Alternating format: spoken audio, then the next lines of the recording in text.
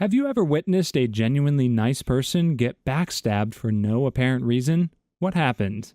I generally like to believe in karma and that doing good deeds propagates through the universe and in some way causes good things to return back to you. But sometimes, no matter what you do, misfortune finds a way, and people who don't always deserve it are hit with crummy circumstances. So, let's hear about some of those cases. Story 1. I went to high school with someone who had some form of mental disability. I can't say for sure what, but I would hazard a guess at Asperger's syndrome. She was a very nice person, very outgoing in that she was always trying to make friends, but had a very hard time picking up on social cues and social norms. She was easily peer pressured, unfortunately, and oftentimes people would convince her to do things because they thought it would be funny, and she either didn't know to say no, or maybe just wanted to take a risk to become friends. She was always kind, and didn't have a bad bone in her body. It was extremely sad to see such a kind person so easily manipulated and treated poorly. On the list of things that I saw happen to her, smoking cigarettes because the cool kids told her to, ultimately leading to her becoming a full-time smoker, smoking weed on lunch break with the cool girls in the forest, and then being left in the woods, not going back to class because she was scared. Someone spiked her drink in homeroom, and by 10 a.m., she was drunk and didn't know what had happened. And the ultimate insults, the ultimate Noah get the boat moment for me, was hearing of never knew or who did it, or I would have said something, someone surprising her with a lunch they brought for her. This lunch consisted of a sandwich that was filled with magic mushrooms.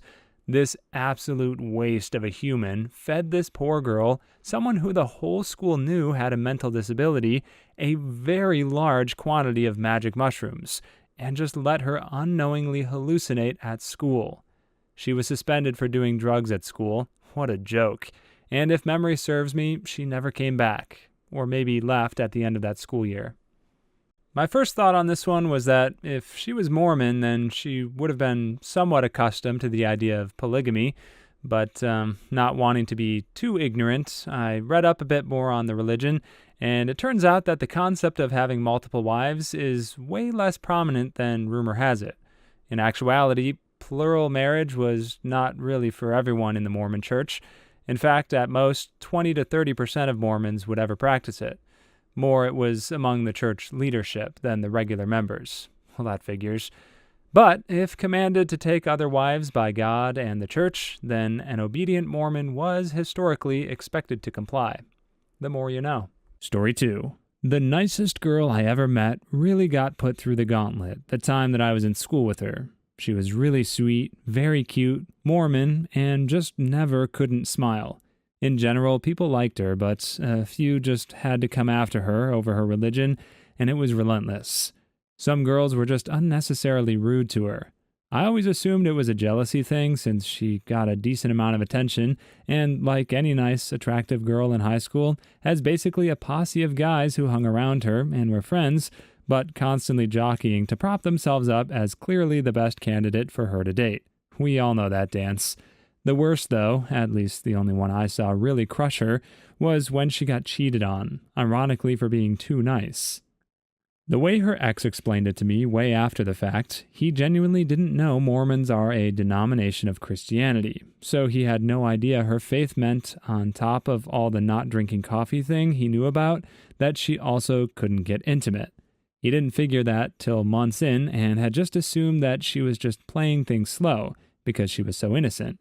So instead of bringing it up with her that he was used to basically nailing a girl in the dugout at least every week between classes, he thought that would hurt her, and she didn't deserve that. So he geniusly decided to just bang his ex whenever the need arose and date her, and it'd be all cool. Except she wasn't stupid, and this was high school, so before the month was through, she knew and was just bawling for a good few days. Story 3. I used to work with a lady in an old IT department who was basically everyone's work mom. She did her job, but also liked to make sure everyone was happy. She kept track of everyone's birthdays, so she could make them a cake or cookies. She would offer to cover for you if you needed to leave early or take a long lunch or anything. Just overall a great person. Well, she was also one of the oldest, in tenure, not age, employees at the company, and knew the CEO and most of the managers well. At one point, there was an opening for a manager in a department she used to work in before moving to IT. We all told her to go for it. The CEO herself even suggested that she go for it. So everyone assumed she was a shoo-in and that the interview was just a formality. So after the interview, they give the job to someone else. My coworker feels really hurt and betrayed because why would the CEO push her to apply and then not hire her for the position? Months go by and the role is vacant again. Restructuring, the new manager got shuffled somewhere else, and again the CEO and some of the managers of other departments tell my coworker to apply. She is reluctant, but eventually she does. And they do it to her again. At that point, she took it personally and felt like she did something wrong or wasn't a good employee or something. It killed me to see that poopy company break her spirit like that. Becky, if you somehow hear this, you're the best and way better than that place deserves. Story 4. The nicest girl in our friend group was backstabbed by my roommate Kelly, who gaslit our entire group into believing that the nice girl was crazy and clingy and was blowing up her phone to hang out. For weeks, my friend group ditched her, hid from her when she knocked on our apartment door, and just tried to ghost her, all while pretending nothing was wrong. I talked to her, told her what happened, and just asked that she toned it down. She explained that my roommate Kelly had invited her and told her to come over all those times and always initiated text conversations. She just deleted the texts to make the nice girl look insane. I called Kelly out on it. She threatened to pull a gun on me, told me to look out, white girl, I'll kick your butt. She was Lebanese, a foot shorter than me, and stick and bone. I'm normally not a fighter and fairly non-confrontational, but I was so angry for our nice girlfriend that I told her if she tried, I'd pick her up by her throat and watch her feet dangle, and she backed down. Once it got out in our group that she'd done that, she was ostracized and moved out shortly after that. Kelly was generally bat poop crazy, though. I have so many stories about her. Story 5. I was a McDonald's manager, and there was this kid who worked the grill and fryer. He was a little dumb, but this kid tried, and had an amazing attitude, even when the kitchen pooped on his every move. Love that kid. Anyway, the tiles around the oven and fryers needed to be relaid, so they were, and cardboard was thrown over them to cover the new grout. I told the kid when he came in, be careful, blah, blah, blah, and then it happened. He was moving from the cabinet above the oven to the fryers to the right and slipped. He wasn't messing around. I tried to catch him, but missed, and he hit hard. I witnessed the entire thing from inches away and wrote the incident report personally. He literally stepped on it gently, and the grease from the kitchen must have built up because he straight went back, head hit tile. He had a concussion, but was otherwise all right, except some back pain, which I think was worse than he let on. He filed for workman's comp, and they denied it. Said he had a history of unsafe workplace practices, or something formal for screw off. Yet they didn't call me the certified shift manager on duty or even acknowledge the incident report. Story 6. My wife was always a fun, outgoing person, especially in her teen years. She just liked relaxing on the beach, surfing, campfires, and dancing. Even when people were mean to her, she isn't mean back, which of course had its own issues. One time she went camping with a Mormon youth group, camping at the beach, which was and is her favorite thing to do. Being it was Mormon and in the western states, there's a large population of Polynesian members. She got back to her tent after eating dinner around the campfire and was completely exhausted, and 3 Tongan girls had filled her entire sleeping bag with dead, rotten fish and seaweed. They were waiting near her tent and laughed at her when she found it, asking her what she was going to do about it, just like classic bullies. Nothing was done to these stupid pieces of crap for this. It devastated my wife, and she stopped going to beach parties with the LDS church, since this never happened to her during a normal beach party where people are literally there just to have fun and crash. Wherever they are right now, I hope they are miserable and missing half of their faces. Story 7. Melvin and Marjorie had been married 40 years, and looking forward to a comfortable retirement when Melvin told Marjorie God had called him to be a missionary in the Philippines. Marjorie, being a good Christian, supported her husband's decision, bought him luggage, and drove him to the airport as a good wife does. Melvin wrote emails every day talking about his ministry and how things were going, and asked Marjorie to send him money occasionally. Months passed this way, and soon it was time for Melvin to come home. And he did, with a new 18-year-old bride. As it turns out, Melvin had divorced Marjorie in secret by forging her names on a do-it-yourself divorce kit and filing it with the court. Marjorie defaulted, of course, and the divorce was finalized without her ever knowing. So when Melvin returned from the Philippines, he dropped the bomb that not only had they been divorced for a year and a half, but he now had this new wife, and Marjorie would need to move out of the house and into another, which he graciously agreed she could have in the divorce she never knew about. Coldest thing I've ever seen. Story 8. I found out a colleague hadn't applied for a big promotion, so I asked why, as she had shown a lot of interest in the past, having covered the position quite enthusiastically. She told me that she had been off for a few weeks, and on her first day back had given another colleague a lift home, massively out of her way. It was common knowledge in the office the vacancy was coming up, and we were just waiting for HR to open up applications. So whilst driving, it came up, but the other person said that applications hadn't opened yet, and they hadn't heard anything about the role in a while. Applications closed the following day, and I know for a fact the person who denied knowing about the vacancy had already put their own application in a few days before. My colleague missed out on the role, and we all learned there was a snake in the office. What's worse is the petty butthole never stood a chance of even getting an interview for the role because she was known as lazy and quite argumentative. Story 10. My cousin is genuinely one of the nicest people I have ever had the privilege of knowing. She's an elementary school teacher who apparently kicks butt at teaching too, but she's won numerous teaching awards. Her husband lost his job in the recession, and that's when she said he turned into a different person. He ended up cheating on her, claiming he was driven to it because my cousin is infertile. She begged him to see a couples counselor. He agreed. She set up and did all the work to get the appointment, even though he was unemployed and the one that cheated. The morning they were supposed to go, he gave her divorce papers. She was crushed. Good news is, more than a decade later, she's doing better than ever, has met a great guy that worships her. The guy has a son, and they all get along great with the boyfriend's ex-wife. They all even celebrate holidays and vacation together. She deserves every drop of happiness. Story 11. My roommate's long-distance relationship wasn't going very well, so she lied to him and told him she was pregnant. He's very gullible, and being a dad is probably his number one goal in life, so he was super excited. And then he found out she was having twins. Dude was already looking for babysitters, but then the due date passed and he hadn't heard from her. He called and sent lots of messages and really began to worry that she'd had some sort of emergency.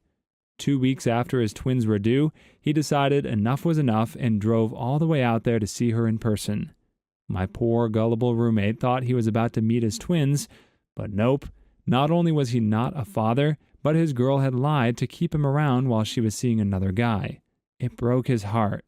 Here he was about to become a father to 2 perfect little babies, and then all of a sudden they never existed. Yeah, I'm going to go ahead and declare this guy wasn't such a nice guy to begin with. If he was in a long-distance relationship, found out his partner was pregnant, but then didn't bother going to see her all the way up until after the supposed due date, then he was already showing that he wouldn't have been such a great father after all. Maybe he had extenuating circumstances, who knows. But I'd imagine if he was as stoked as he claimed to be about becoming a dad, then he'd have made arrangements to be there in person well before the due date to help give care during pregnancy. This relationship ending was for the best. Story 12. In high school, we had a genuinely great IT teacher. Just a swell guy who was good enough at teaching, but what made him excel so much is his down-to-earth attitude. He treated us like mature adults, with respect. In his class, the students and him were on the same talking level. None of that, I'm a teacher, you're the student bullcrap. He just had a sort of treat people the same way you wish to be treated attitude, and everyone loved him. He had to leave because the school higher-ups were really horrible and liked the screamy hag type of teachers more, and he constantly had disagreements with them over issues I've mentioned above. As far as I know, he became loved in the next school he went to as well, but I feel like he's disappointed in me because I was always his favorite and I didn't talk to him once he left. I hate Facebook. Story 13. There was this girl in high school who was probably the kindest person I've ever met. During a football game, she would always have 200 or so cupcakes to pass out, all types of different flavors and designs on them, and everyone loved them. Well, a group of girls didn't like the attention she was getting at all and asked to help pass out the cupcakes to help. Instead, they took the cupcakes and caked them quite literally on the girl's new car. It was everywhere. The windows, the exhaust, the wheels, and a back window was also open a bit, so anything they didn't smear on the car was shoved into that window. I felt terrible seeing the car afterwards, and only one of the girls took the blame for it and didn't even end up getting into too much trouble. Sorry about your cupcakes, Hannah. Story 14. George, nice guy at a hardware store I used to shop at. He liked being busy and wasn't a big talker, so while the rest of the people at the store were standing around gossiping or on their phones, George would be straightening shelves, sweeping, etc. He was also very good about explaining DIY stuff to folks and was always helping and pointing out the safest way to do something or giving you tips to save money. He worked there over 20 years and was the first guy fired in the recession because the manager thought George was too nice to resent being fired. George went to work at a competitor in the next town, and once word got out that George was over there, half of the store's business followed him. That hardware store is now a walk-in clinic. Story 15. I like to think I'm nice. A few years ago, I went through an entry-level tech program and met a group of people that I regularly hung out with. 2 months after meeting them, my birthday comes up, and I'm not into huge gatherings, but they all insisted we have a party and we go out after. So I planned a party at my apartment. I invited them all to attend, then go out after. However, I noticed hours before the party that none of them were answering my messages. Thinking I was skeptical, I trusted they would still come.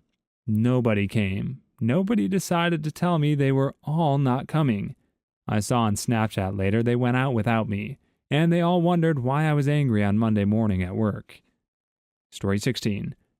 My little niece at 5 years old asked her mother to stop the car and let her rescue a turtle in the middle of the road. While they were standing patiently by the roadside waiting for traffic to clear, a carload of teenage boys aimed for the turtle and ran right over it in front of her. She cried for a long time. I know it was just a turtle, but to intentionally hurt and horrify a little girl just trying to help a fellow creature is sick.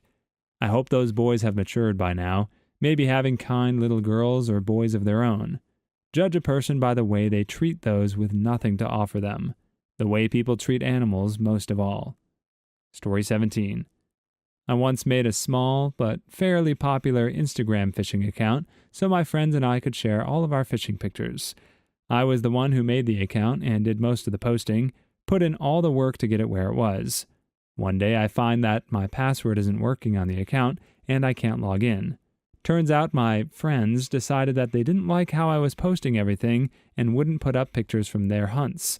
I'm not a hunter and the page was for fishing, and decided they would change the password and not tell me and completely rebrand the page. I'm still upset about this because I put so much work into it. Story 18. A woman I taught with, Mary, who was the sweetest, most helpful, patient special ed teacher I've ever met, finished her degree, and she and I started teaching the same year. She worked miracles with kids everyone else just gave up on. The principal was new to the school and let her go through 2 years of new teacher probation and let her think she was getting a continuing contract. He ousted her because he had final say on non-renewal, and because she was probationary, he didn't have to provide justification. The justification was that he installed a 25-year-old leggy blonde teacher from his former school. She hated kids. Story 19. My dad literally supported his family after moving to America for years. He sent money to his dad and stepmother, plus paid for his half-siblings' education, despite barely scraping by in the U.S. Fast forward to today, and all but one of them are doing super well financially. None of them showed up to my mom's funeral or did anything to offer support to my dad. Despite overcoming incredible abuse from his stepmother, I was still never allowed to call her out on it and always told to look at things from her side, which was not justifiable in any way. Story 20. A good friend of mine got cheated on by his girlfriend after they were together for over 3 years. He was the best to her. He literally would empty his bank to get her things, and she was obviously leeching off of him. He was so nice to her, though. Sadly, after that happened to him, he changed and became a butthole himself. Please leave your stories in the comments. I'd love to make a video of them in the future. Also, don't forget to like and subscribe.